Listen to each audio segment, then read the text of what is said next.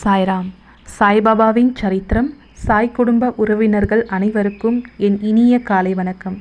இன்று பிறந்த நாள் காணும் மற்றும் மணநாள் காணும் அனைத்து சகோதர சகோதரிகளுக்கும் எங்களது இனிய வாழ்த்துக்கள். நாம் நம் பிரார்த்தனைகள் மற்றும் வேண்டுதல்கள் பலிக்க நம் சாய்பாபாவின் பொற்பாதங்களில் நம் கோரிக்கைகளை தொடர்ந்து 48 நாட்கள் சங்கல்பம் செய்து கொண்டு பிரார்த்தனாஷ்டகம் செய்வோம். சாய்பாபாவின் ஆசிர்வாதங்களோடு நம் பிரார்த்தனைகள் மற்றும் வேண்டுதல்கள் நிறைவேறி சாய்பாபாவின் அருள்மழை பெற்று மகிழ்ச்சியோடு வாழ்வோம். ஓம் சாய்ராம். இன்று நம் சாய்பாபாவின் சத்திய வாக்கு. என் அன்பின் பிரியமே, இந்த வாழ்க்கை அற்பமானது என்று எண்ணிவிடாதே. இது மிக மிக அரிதானது. இந்த வாழ்க்கை பயணத்தை நீ அர்த்தமுள்ளதாக்கி கொள்ள வேண்டும். அந்த பயணத்திற்கு நீ தேர்ந்தெடுக்கும் பாதையானது உண்மையில் நீ தேர்ந்தெடுத்ததே அல்ல. உன் வாழ்க்கையும் உனக்கான அந்த பாதையும் அந்த வாழ்க்கை பயணத்திற்கான செயல்களும் நீ தேர்ந்தெடுத்தது அல்ல. நீ செயலாற்றுவதும் அல்ல. இவை அனைத்தும் ஏற்கனவே தீர்மானிக்கப்பட்டது. அப்படி தீர்மானிக்கப்பட்ட வழியில்தான் நீ நடந்து கொண்டு இருக்கின்றாய். இவ்வாறாக நீ வாழ்கின்ற இந்த வாழ்க்கை ஏற்கனவே தீர்மானிக்கப்பட்டதென்பதை நீ புரிந்து உணர்ந்து கொண்டால் உன் வாழ்வின் நோக்கம் என்னவாக இருக்கின்றது என்பதில் உனக்கு தெளிவு கிடைக்கும். இதில் உனக்கு தெளிவு வந்துவிட்டால் உன்னுடைய வாழ்க்கை உன்னதமானதென்பதையும் புரிந்து கொள்வாய். எனவே கவலைப்படாதே. உன்னுடைய வாழ்க்கை பாதையில் என்னுடைய துணை என்றுமே உண்டு. அதனால் உன் மனபாரங்கள் அனைத்தையும் என் பாதங்களில் சமர்ப்பித்துவிட்டு தைரியமாக முன்னோக்கிச் செல். உன் சாயப்பா நான் என்றும் உன் கூடவே உனக்கு துணையாக இருக்கின்றேன். உன் சாய் நான் இருக்க பயம் ஏன்? ஓம் சாய்ராம். ஜெய் சாய்ராம். இன்று உடல் ஆரோக்கியத்துடன் இருக்க சிறப்பு பிரம்ம முகூர்த்த பிரார்த்தனாஷ்டகம். பிரார்த்தனாஷ்டகம்.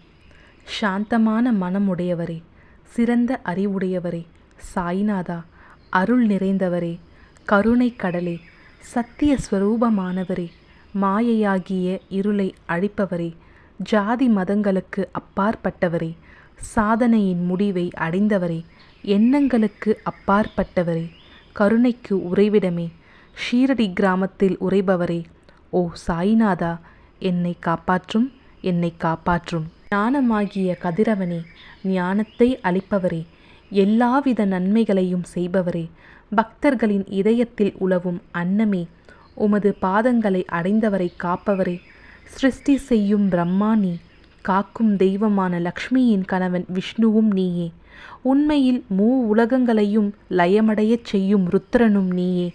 நீர் இல்லாத இடம் இவ்வுலகில் எங்கும் இல்லை. சாய்நாதா, நீர் எல்லாம் அறிபவர், எல்லோரின் இதயத்திலும் உறைபவர். எனது எல்லா குற்றங்களையும் மன்னிக்க வேண்டுமென்று வேண்டுகின்றேன். பக்தியின்மை, சந்தேகங்கள் போன்ற அலைகளை விரைவில் நீக்குவீராக. நீர் பசு, நான் பச்சிலம் கன்று. நீர் சந்திரன், நான் சந்திர காந்தக்கல். உங்கள் பாதங்கள் கங்கா நதியின் ஸ்வரூபம் ஆனவை. அவற்றை நான் பக்தியோடு வணங்குகின்றேன். இப்போது உமது அடைக்கலம் அளிக்கும் அருள்மயமான கரங்களை எனது சிரத்தின் மேல் வைப்பீராக. எனது வருத்தங்களையும் கவலைகளையும் நீக்குவீராக. இந்த தாசகனு தங்கள் பணியாளன். இந்த பிரார்த்தனாஷ்டகத்தை கூறி நான் சாஷ்டாங்கமாக நமஸ்காரம் செய்கின்றேன். எனது பாவங்களையும் துன்பங்களையும் ஏழ்மையையும் உடனடியாக நீக்குவீராக. நீர் பசு, நான் கன்று. நீர் தாய், நான் குழந்தை. என் விஷயத்தில் மனதில் கடினம் கொள்ள வேண்டாம்.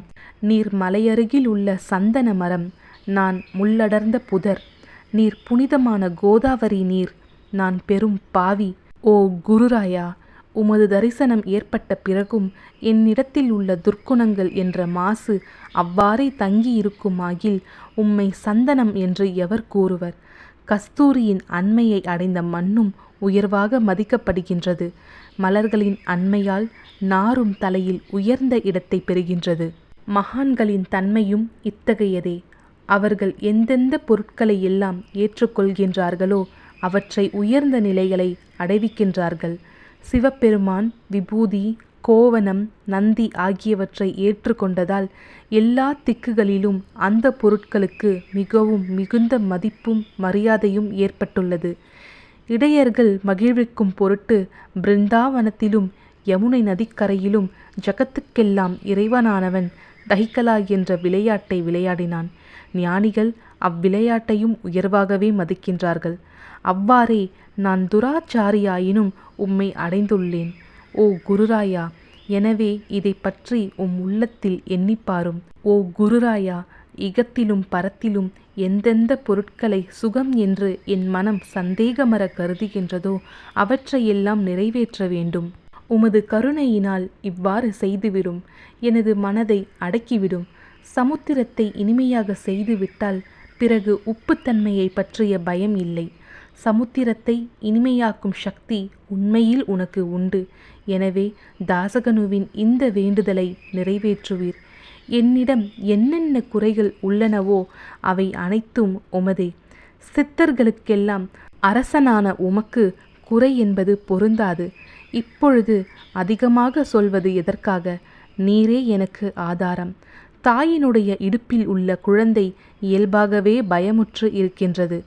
ஓ மகாராஜா, இந்த துதியை எவரெவர் அன்புடன் படிக்கின்றார்களோ அவர்களுடைய விருப்பங்கள் நிறைவேற்றுவீர். இந்த துதியை படிப்பவர்களின் 3 வித தாபங்களும் 1 ஆண்டுக்குள் விலகிவிடும் என்பதே இந்த துதியின் மேல் உமது நிரந்தரமான அருளாசியாக இருக்கட்டும். ஸ்நானம் முதலியவற்றை செய்து முடித்த பின், சுத்தமாக ஆனபின், உங்களது மனதில் சுத்தமான பக்தியோடு தினமும் இந்த துதியை படிக்கவும். இவ்வாறு செய்ய முடியாவிட்டால் ஒவ்வொரு வியாழக்கிழமை அன்றும் மனதில் சத்குரு மூர்த்தியை இருத்தி படிக்கவும்.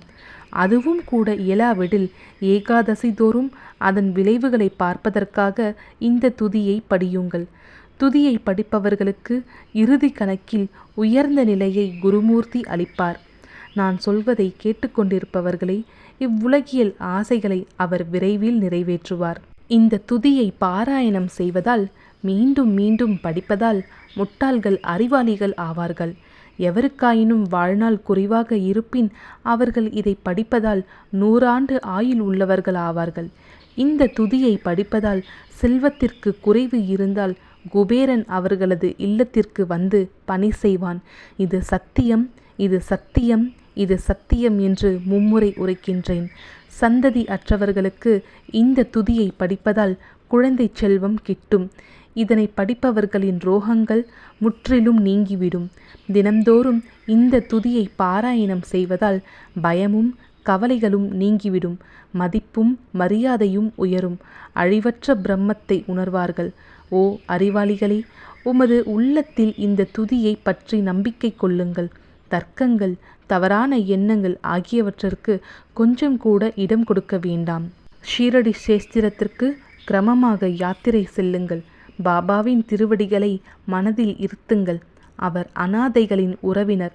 பக்தர்களின் விருப்பங்களை பூர்த்தி செய்யும் கற்பகத்தரு. அவருடைய பிரேமையினாலேயே இந்த துதியை எழுதினேன். இல்லாவிடில் பாமரனாகிய என்னால் இத்தகைய படைப்பு எவ்வாறு ஏற்பட முடியும்? சக ஆண்டு 1918 ஆண்டில் பாத்ர பத மாதம் சுத்த பக்ஷத்தில் கணேச சதுர்த்தி திதி அன்று திங்கட்கிழமை 2வது பிரகாரத்தில் புனிதமான நர்மதா நதி தீரத்தில் மகேஸ்வரர் என்ற க்ஷேத்திரத்தில் ஸ்ரீ அகல்யா தேவியின் சன்னதியில் ஸ்ரீ சாயிநாத ஸ்தவன மஞ்சரி நிறைவடைந்தது. மகேஸ்வரம் என்ற புகழ்பெற்ற க்ஷேத்திரத்தில் இந்த துதி நிறைவடைந்தது. ஸ்ரீ சாயிநாதர் என் மனதுட்புகுந்து ஒவ்வொரு பதத்தையும் என்னை கூற வைத்தார். தாமோதரன் என்ற சீடன் இந்த துதியை எழுதினான். தாசகனுவாகிய நான் எல்லா மகான்களுக்கும் பணியாள். ஸ்ரீ சாயிநாத ஸ்தவன மஞ்சரி சம்சார சாகரத்தை கடக்க உதவட்டும். ஓ பாண்டுரங்கா, இதுவே தாசகனுவின் பக்தி மிகுந்த பிரார்த்தனை. மங்களம், சுபமங்கலம். ஸ்ரீ சச்சிதானந்த சமர்த்த சத்குரு ஸ்ரீ சாய்நாத் மகராஜ் கி ஜெய். ஓம் சாய்ராம்.